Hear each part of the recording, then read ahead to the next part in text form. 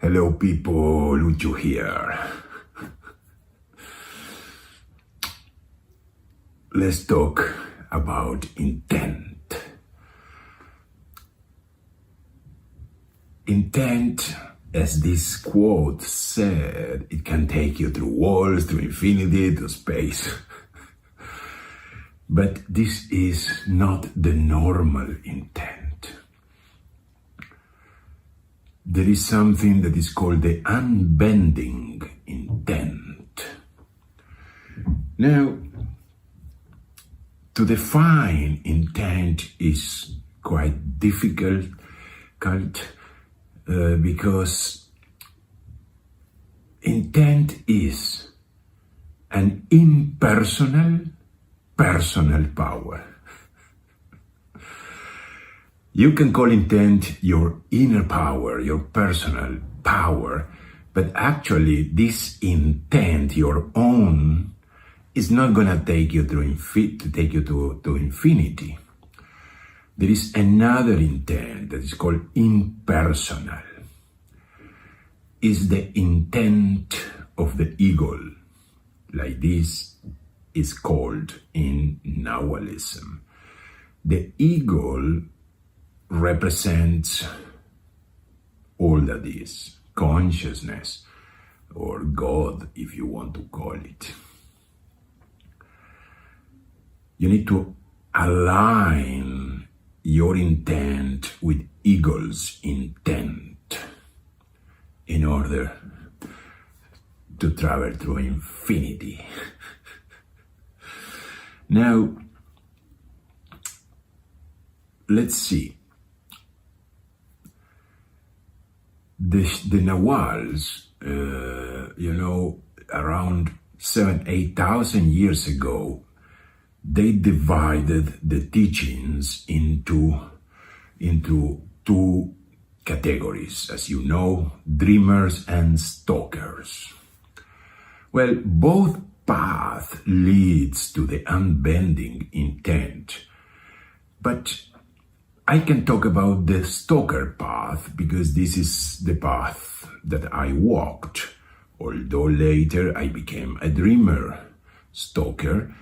But stalking, as you know, we have done many exercises in workshops, is behavior control of your actions.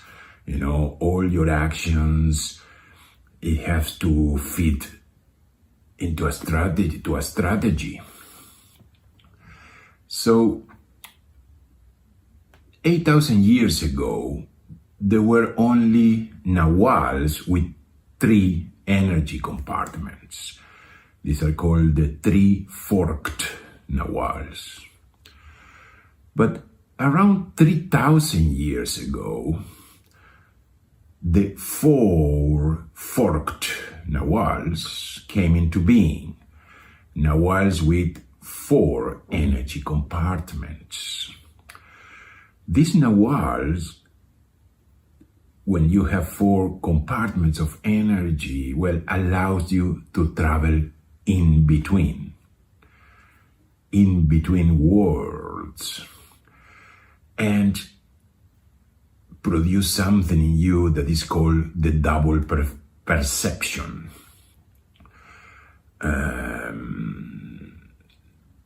In short, is because these Naguals, they have 2 assemblage points, 2 awarenesses working at the same time in this reality, the tonal, and in the parallel realities, the Nagual. So they were able to observe the intent, to see. They were able to see the intent of the eagle. Now, when I say to see, I don't mean with the eyes. It's a perception with awareness, detached from the analytic mind, from the rational mind. If you have tried some psychotropics like ayahuasca or something else, you know what I'm talking about. that kind of vision, that kind of seeing. So stalking is a systematic behavior control that moves the assemblage point to the left side of your cocoon. I'm sure most of you are familiar with this terminology. If not, maybe I'll explain it in another video in details, but the assemblage point is energy that is located in the back of your cocoon, and in modern terms you can call it awareness. Assemblage point and awareness are the same thing.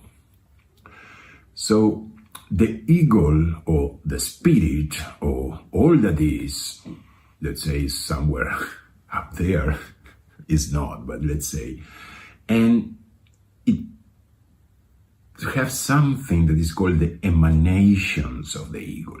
These are filaments of energy, or in modern terms, in quantum physics, it would be called streams of information. So you see, shamans and Naguals and practitioners are talking about these things for thousands of years, and it was always a bit abstract. But nowadays, quantum physics talk about the same things with just more modern terms, but it's the same thing. So there are infinite number of filaments in this reality, in all realities, passing through everything, but only those that goes through your assemblage point are useful for you, or makes the perception of the world.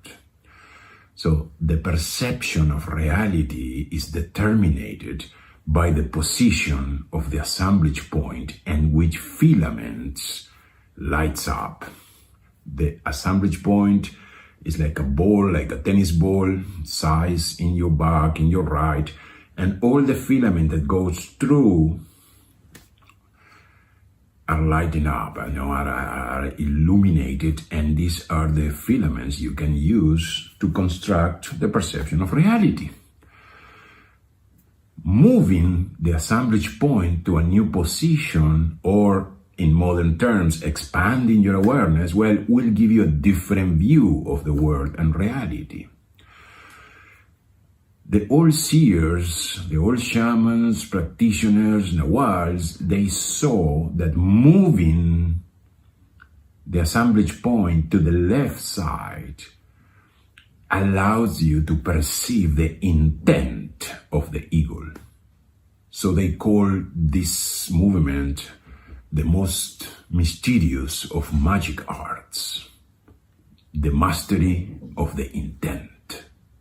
Also, these streams of information, these filaments of energy coming from the eagle, in Nagualism, this is called the dark light ocean of infinity. So the mastery of intent is based on the ability of the practitioner to move the assemblage point to specific positions. If your assemblage point is in the normal position and everyday position, your intent, it will not take you to infinity or through a wall. Don't try to go through walls. So the paradox of all this is that you move the assemblage point with intent to achieve a new kind of intent, through intent and through controlled behavior. We did a lot of things in workshops like this, like the non-doing exercises, etc., etc. All these techniques are designed for freeing the assemblage point or awareness from the normal position and to access a non-ordinary reality, another kind of awareness. So in order to access to the unbending intent, the one that could take you to infinity, you need to follow certain steps. In this video, I'm not gonna talk much about these steps, but the shaman or practitioner, whatever, using the unbending intent moves the assemblage point to the center of the cocoon. This was called the centrum in old times and requires a tremendous amount of energy to do that. I haven't done it, so I heard a lot of stories what happened when your assemblage point is centered, but they're just stories for me, so I'm not gonna mention now. And then once you have your assemblage point or your awareness perfectly balanced and centered in your energy bubble, in your cocoon, you need to use all your power, all your will, and all your unbending intent to move the assemblage point to the final destination. The point called total freedom. That's the ultimate goal of the mastery of intent. That is the ultimate step in the path of the spiritual warrior. Total freedom. Sounds good, eh?